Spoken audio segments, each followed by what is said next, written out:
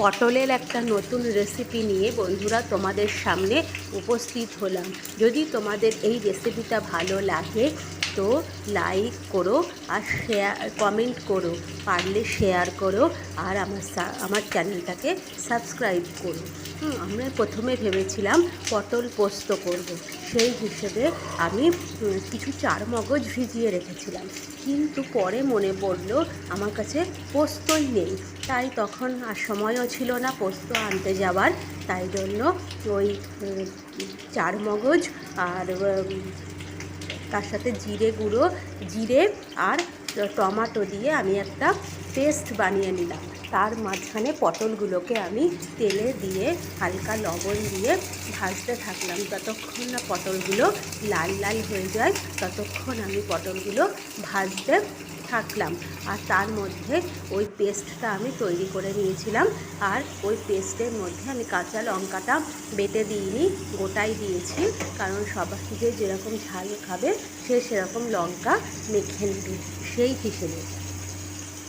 এরপর পটলগুলো যখন বেশ হালকা হলুদ হয়ে হালকা লাল লাল হয়ে গেল, তখন আমি ওর মধ্যে এই পেস্টটা, এই মশলার পেস্টটা ঢেলে দিলাম।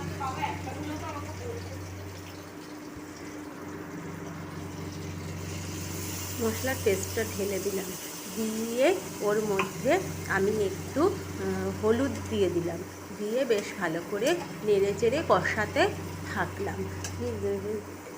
পটল যখন ভেজেছিলাম তখন তার মধ্যে লবণ দিয়েছিলাম, তাই আর এখন লবণ দিলাম না, শুধু হলুদই দিলাম। দিয়ে ওটাকে ভালো করে কষাতে থাকলাম যতক্ষণ না মশলা থেকে তেল ছেড়ে যায়। দেখো বেশ ভালো করে কষাচ্ছি আমি। দেখো একদম যখন মশলা থেকে তেল ছেড়ে পুরো শুকনো শুকনো হয়ে গেল, তখন ওর মধ্যে আমি একটু উষ্ণ গরম জল ঢেলে দিলাম।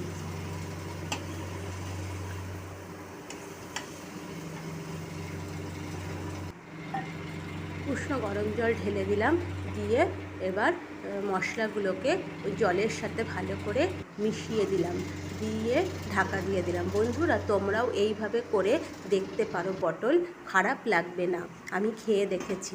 দেখো প্রায় হয়ে গেছে আমার।